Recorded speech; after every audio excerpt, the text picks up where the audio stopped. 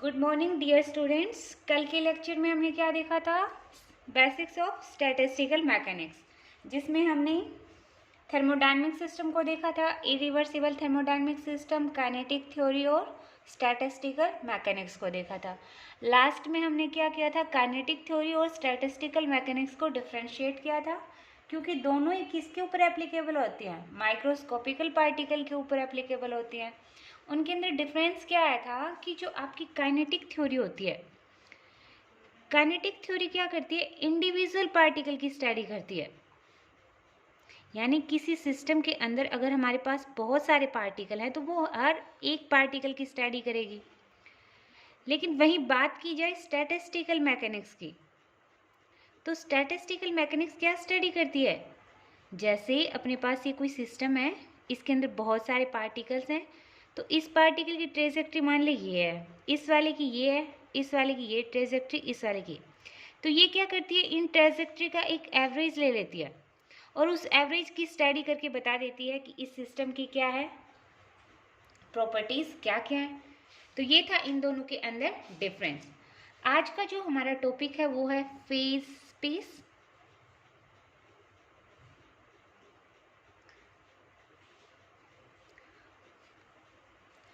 किसी भी सिस्टम के अंदर पार्टिकल्स की एनर्जी स्टेट को रिप्रेजेंट करने के लिए हम क्या बनाते हैं? एनर्जी लेवल डायग्राम बनाते हैं। जैसे ग्राउंड स्टेट वाले की एनर्जी E0 हो गई, अपर वाले की E1, E2, E3 हो गई। या तो एनर्जी स्टेट को रिप्रेजेंट करने के लिए हम ये एनर्जी लेवल डायग्राम बनाते हैं या फिर टेबल्स का यूज़ करते हैं। लेकिन जब नंबर ऑफ पार्टिकल्स किसी सिस्टम में बहुत ज़्यादा हों तो उस कंडीशन में स्टेट को रिप्रेजेंट करने के लिए हम कुछ स्पेशल प्रोसीजर यूज़ करते हैं। स्पेशल प्रोसीजर कब यूज़ करेंगे? जब किसी सिस्टम के अंदर क्या हो? मैनी पार्टिकल हो, क्योंकि तब उस वक्त हर पार्टिकल की एनर्जी स्टेट को रिप्रेजेंट करना हमारे लिए क्या होता है? मुश्किल होता है। तो उस स्पेशल प्रोसीजर का नाम दे दिया फेज स्पेस। फेज स्पेस क्या होता है? एक इमेजिनरी स्पेस है जो क्या होता है? फिजिकल स्पेस और जो मोमेंटम स्पेस होता है उसका कॉम्बिनेशन होता है।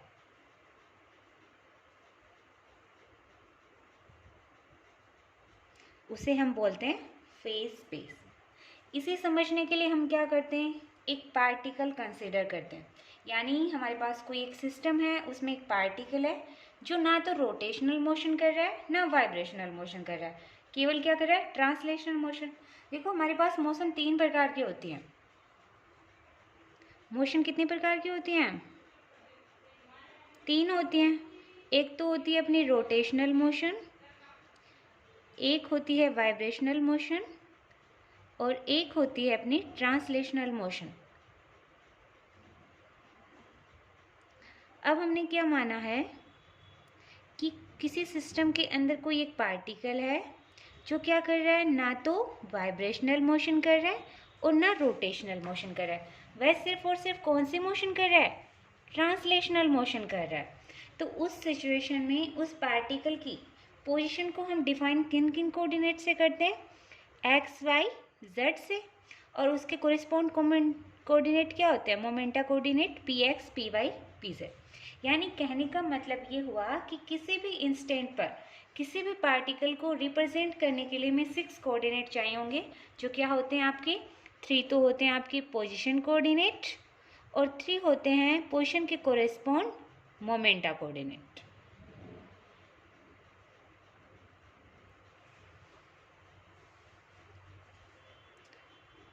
ये पार्टिकल है, ये एक्स डायरेक्शन, ये वाई, ये जेड।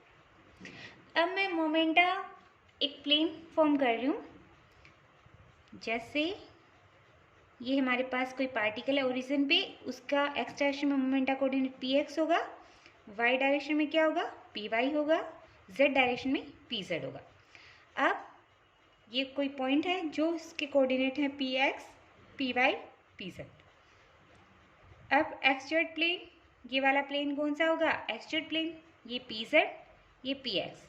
अब वहीं बात करें पी वाई पीजेड प्लेन की, तो ये क्या हो गया आपका, सॉरी ये plane P Y P Z plane हो गया। अब देखो किसी भी पार्टिकल के मोमेंटम को हम 3 डायमेंशनल स्पेस से शो कर सकते हैं, जिसमें मोमेंटम कंपोनेंट को हमने 3 रेक्टेंगुलर एक्सिस के फॉर्म में यूज़ कर लिया। अब इस स्पेस का हर पॉइंट क्या बताएगा, किसी भी पार्टिकल की एक मोमेंटम स्टेट को बताएगा।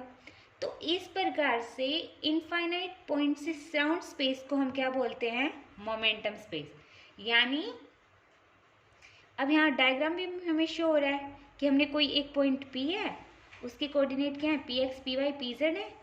अब देखो यहाँ पर हमें मोमेंटा के बारे में तो पता चल गया, लेकिन यहाँ से हमें किसके बारे में नहीं पता नहीं चल रहा, पोजीशन के बारे में तो नहीं पता चल रहा। तो इसके लिए हमें क्या होगा, किसी भी पार्टिकल की पोजीशन और मोमेंटम अगर हम दोनों को रिप्रेजेंट करना चाहें तो उसके लिए हम 3 डायमेंशनल नहीं, हमें कौन से डायमेंशनल की यूज़ होगी, 6 डायमेंशनल सिस्टम की यूज़ होगी। क्योंकि हमारे पास कोऑर्डिनेट कितने हैं, 6 कोऑर्डिनेट हैं, और 6 कोऑर्डिनेट को हम 6 डायमेंशनल स्पेस से शो कर सकते हैं। अब देखो हमारे पास किसी भी स्पेस के अंदर किसी भी पार्टिकल के कोऑर्डिनेट क्या होते हैं, x, y, z, px, py, pz।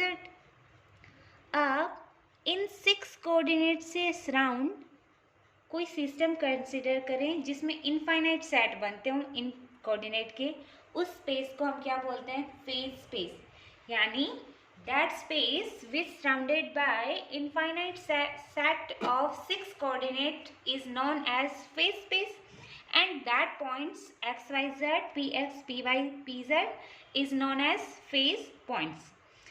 हम नॉर्मली क्या लेते हैं, 3 डायमेंशनल सिस्टम कंसीडर कर लेते हैं, जिसमें क्या होता है, एक स्पेशल पोजीशन होती है और उसके कोरिस्पॉन्ड मोमेंटम होता है।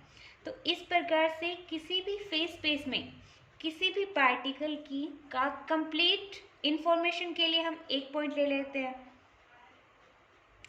अब हमें पता है कि जैसे हमारे पास कोई एक क्यूब होती है, क्यूब का वॉल्यूम क्या होता है, v क्यूब। अगर मैं ये dx मानूं, ये dy मानूं, ये dz मानूं, उस कंडीशन में इसका वॉल्यूम क्या होगा, dx, dy, dz होगा। ये तो बात होती है 3D स्पेस की, लेकिन हमने तो बात किसकी करनी है, 6D स्पेस की। यानी किसी भी सिस्टम को अगर हम 6 सेल्स में डिवाइड करें तो उस कंडीशन में उसकी आर्म्स क्या क्या होंगी, dx, dy, dz, dpx, dpy, dpz। और हर सेल का वॉल्यूम क्या होगा, d2 होगा। हर सेल का वॉल्यूम क्या होगा, d2 होगा। तो d2 क्या आएगा अपना, dx, dy, dz, dpx, dpy, dpz। अब यहाँ पर हमारे पास जो dx, dy, dz है वो क्या है, किसी भी पोजीशन स्पेस में क्या है, वॉल्यूम एलिमेंट है। और ये वाले क्या है, ये तो है पोजीशन वाले कोऑर्डिनेट, और ये क्या है, किसी भी मोमेंटम स्पेस के अंदर वॉल्यूम एलिमेंट। और d2 यहाँ पर किसको शो कर रहा है, फेज स्पेस के वॉल्यूम एलिमेंट को। यानी dx, dy, dz किसको शो कर रहे हैं, वॉल्यूम ऑफ पोजीशन स्पेस। और dpx, dpy, dpz किसको शो कर रहे हैं, वॉल्यूम ऑफ मोमेंटम स्पेस।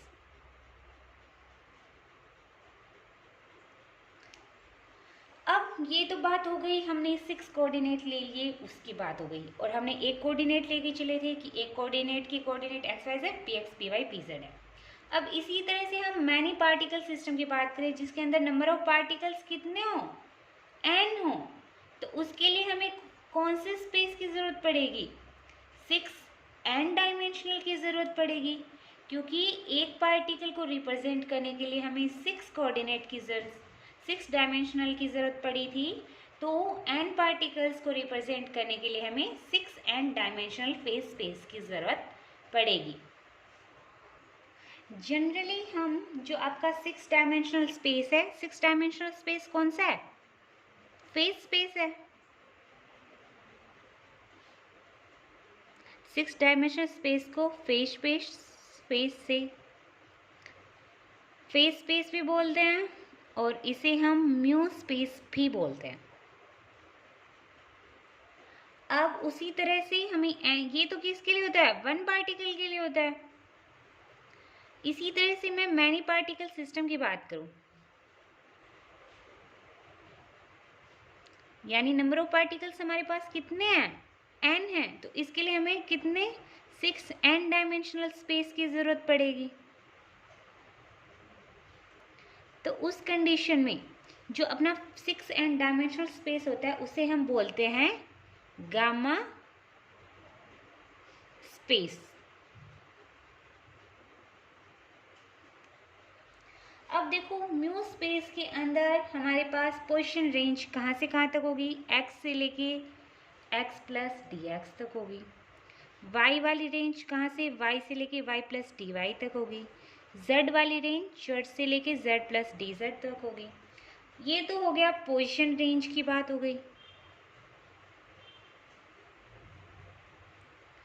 उसी तरह से मोमेंटा की क्या होगी? px से लेके px प्लस dpx, py की py से लेके py प्लस dpy और pz होगा अपना pz प्लस dpz। ये कौन सा है? अपनी मोमेंटम रेंज।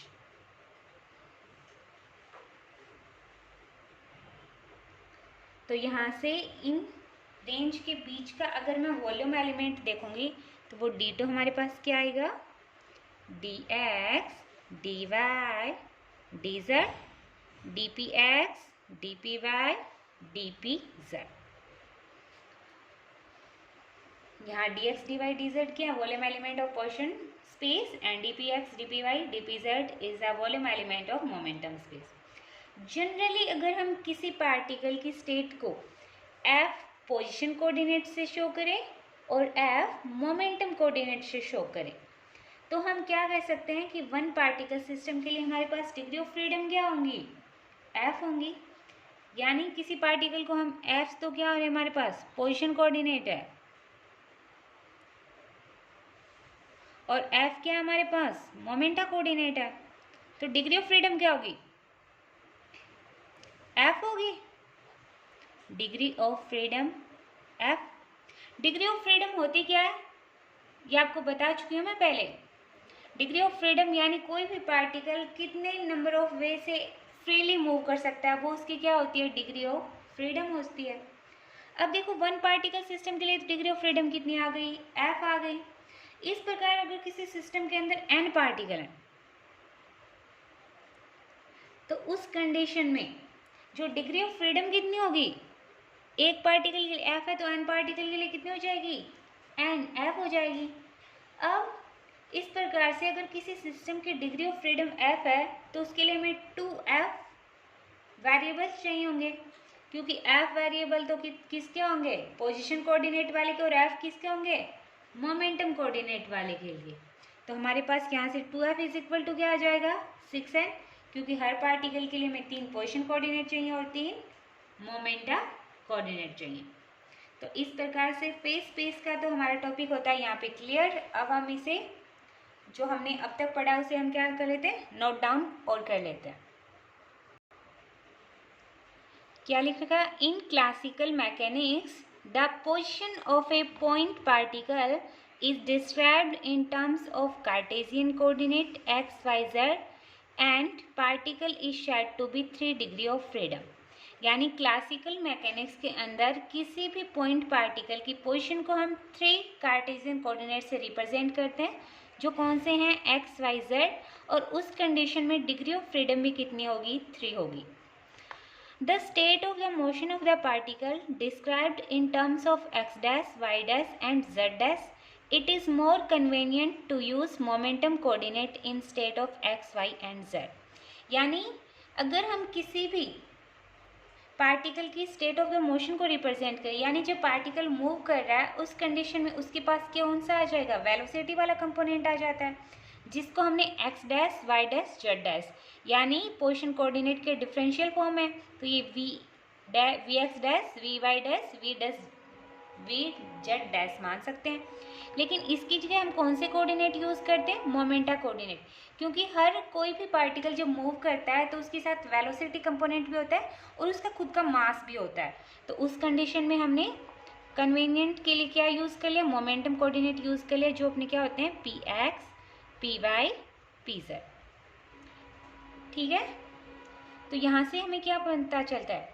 दस the position of a single particle can be specified in terms of Cartesian coordinate and its corresponding momenta coordinate px, py, pz।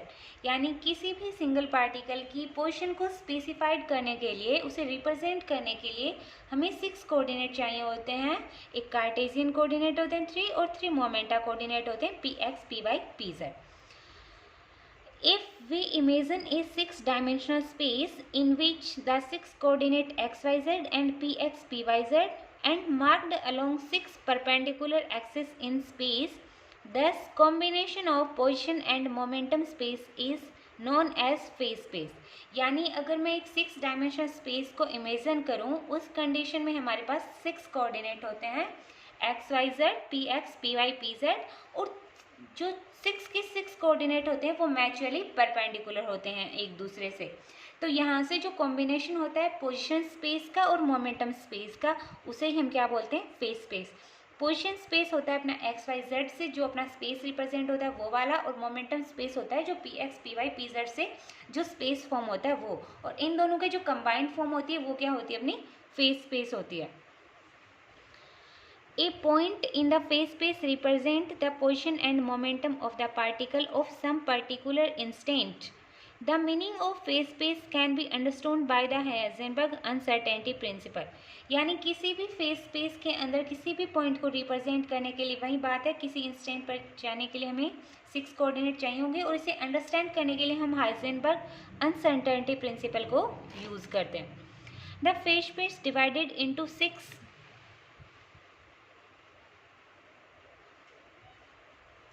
dimensional space dx, dy, dz, dpx, dp, dyz।